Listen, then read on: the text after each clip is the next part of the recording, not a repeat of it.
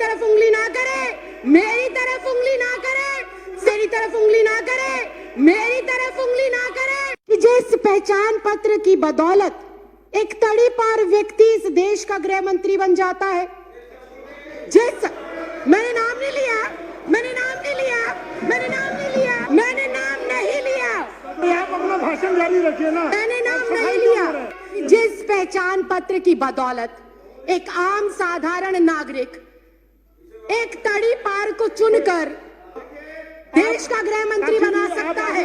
आगे बढ़िए। एक चाय वाला, एक चाय वाला, एक चाय वाला, एक चाय वाला, एक चाय वाला, एक चाय वाला इस लोकतंत्र के अंदर एक वोट के अधिकार से सीधा चाय वाले से प्रधानमंत्री बन जाता है। उस वोटर आईडी कार्ड की कोई अहमियत नहीं। क्या बात करते हो? तड़ीपार कौन है? तड़ीपार कौन है? तड़ीपार कौन है? चाय वाला कौन है? तड़ीपार कौन है? तड़ीपार कौन है? चाय वाला कौन है? मैंने कुछ नहीं कहा, मैंने किसी का नाम भी नहीं लिया। आप क्यों इतना आग बबूला हो रहे हैं? इतना आग बबूला क्यों हो रहे हैं? इतनी गर्माहट क्यों? इतनी गर्माहट क्यों? क्यों इतनी मिर्ची लग गई? क्यों इतनी मिर्ची लग गई? आपको इतनी दिक्कत क्या हो गई? आपको इतनी परेशानी क्या हो गई? प्रधानमंत्री अपने माता पिता का जन्म प्रमाण पत्र दिखा पाएंगे क्या? हमारे देश के माननीय गृह मंत्री अपने माँ बाप का जन्म प्रमाण पत्र दिखा पाएंगे क्या? राष्ट्रपति अपने माँ बाप का जन्म प्रमाण पत्र दिखा पाएंगे क्या?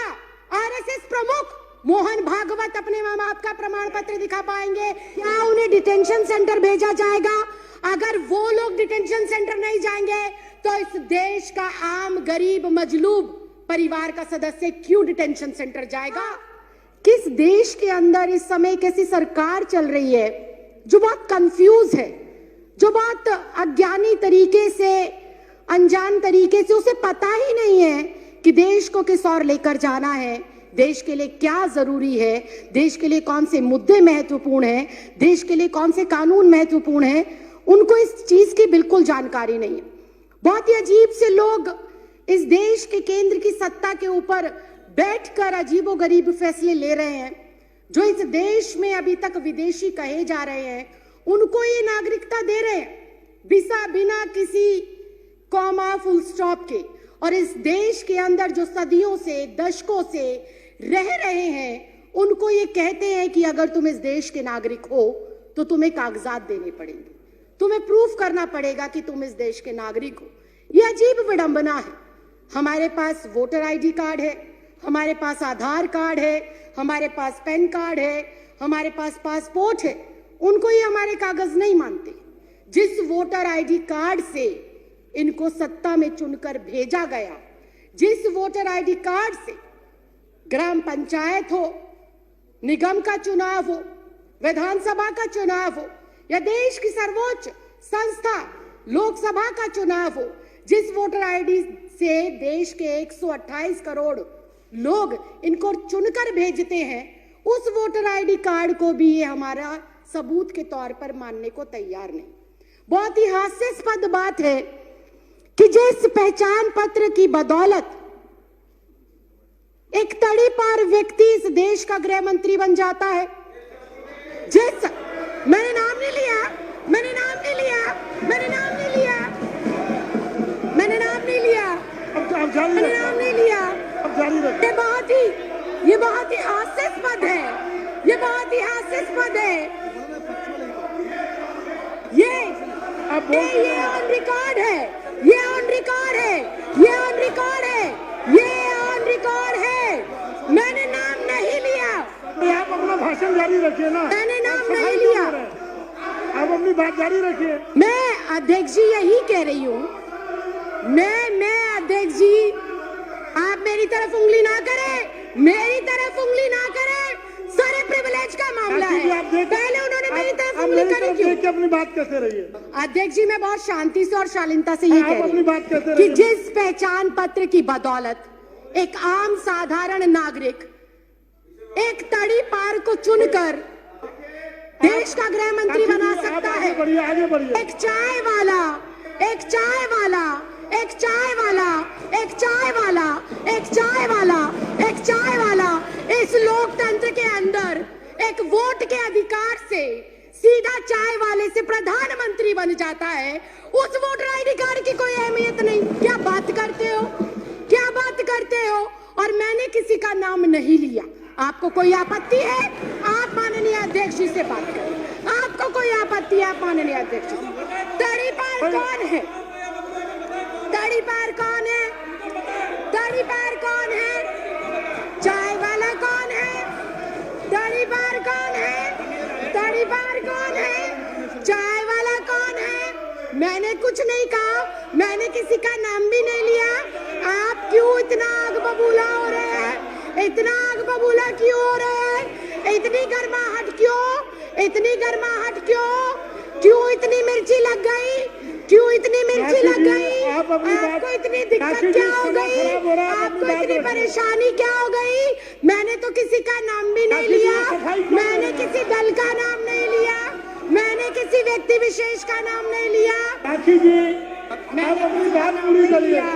राखी जी, आप उधर इशारा मत करिए। नहीं, मैं समय कट करके बैठा रहा हूँ। आप इशारा करके बात मत करिए। मैं अध्यक्ष जी आप मुझसे 2 मिनट के अंदर, आप कोई सफाई ना। लेकिन अगर विपक्ष ऐसे टीका टिप्पणी करेगा, आप बोलते रहिए ना। विपक्ष टीका टिप्पणी करेगा, कैसे चलेगा?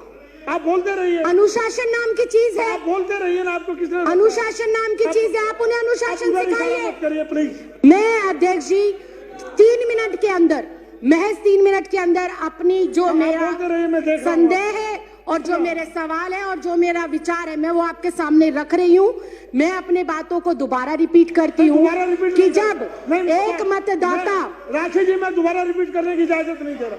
जब एक मतदाता अपने मतदान का प्रयोग कर कर मेरे जैसी एक साधारण सी लड़की, 25 गज में रहने वाली लड़की को लोकतंत्र के इतने बड़े मंदिर में भेजता है, तो वो सबसे बड़ा प्रूफ होना चाहिए। बाबा साहब भीमराव अंबेडकर ने वोट डालने का अधिकार सबको दिया, और वो वोट डालने का अधिकार इस बात को सिद्ध करता है कि हम इस भारत देश के नागरिक हैं।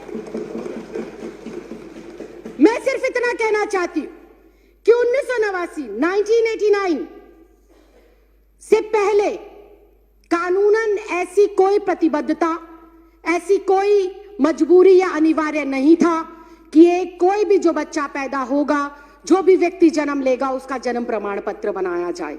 ऐसी कोई पॉलिसी नहीं थी। जब ऐसी पॉलिसी पहले नहीं थी तो मुझे समझ नहीं आता एनपीआर, एनआरसी और सीए के लिए माँ बाप का जन्म प्रमाण पत्र हो अनिवार्य, ये किस बिहाफ पर लिखा गया, ये बिल्कुल समझ के परे। और फिर एक बार फिर से विपक्ष को हो सकता है मेरी बातों से आघात पहुंचे, लेकिन ये कटु सत्य है कि अगर ये कंपलसरी है कि एनपीआर, एनआरसी और सीए के लिए अपने अपने माता पिता का जन्म प्रमाण पत्र दिखाना जरूरी है, तो क्या हमारे देश के माननीय प्रधानमंत्री अपने माता पिता का जन्म प्रमाण पत्र दिखा पाएंगे? क्या हमारे देश के माननीय गृह मंत्री अपने माँ बाप का जन्म प्रमाण पत्र दिखा पाएंगे? क्या हमारे इस देश के रक्षा मंत्री हमारे जो ये एनसीआर, एनपीआर और सीए है, इसके माध्यम से अपने माँ बाप का जन्म प्रमाण पत्र दिखा पाएंगे? क्या इस देश के माननीय राष्ट्रपति अपने माँ बाप का जन्म प्रमाण पत्र दिखा पाएंगे? क्या आरएसएस प्रमुख मोहन भागवत अपने माँ बाप का प्रमाण पत्र दिखा पाएंगे? क्या श्री एल.के. आडवाणी जी अपने माँ बाप का प्रमाण पत्र दिखा पाएंगे? या माननीय अध्यक्ष महोदय आप स्वयं अपने माँ बाप का प्रमाण पत्र दिखा पाएंगे? अगर ये संभव नहीं है, अगर ये संभव नहीं है, अगर ये संभव नहीं है, अगर ये संभव नहीं है, अगर ये संभव नहीं है, राखी जी, अगर ये संभव नहीं है, तो मैं माननीय अध्यक्ष महोदय सिर्फ इतना कहना चाहती हूं कि जब बीजेपी का शीर्ष नेतृत्व, केंद्र में बैठे मंत्रिमंडल, प्रधानमंत्री, गृह मंत्री अपने माँ बाप का बर्थ सर्टिफिकेट नहीं दिखा सकते, तो क्या उन्हें, मैं कंक्लूड ही कर रही हूँ सर, क्या उन्हें डिटेंशन सेंटर भेजा जाएगा? अगर वो लोग डिटेंशन सेंटर नहीं जाएंगे तो इस देश का आम गरीब मजलूब परिवार का सदस्य क्यों डिटेंशन सेंटर जाएगा? ये सवाल आज इस लोकतंत्र के मंदिर में मैं आपके माध्यम से केंद्र सरकार से पूछना चाहती हूँ। अध्यक्ष जी, मुझे 2 मिनट दे दीजिए, मैं अपनी बात को खत्म कर रही हूँ।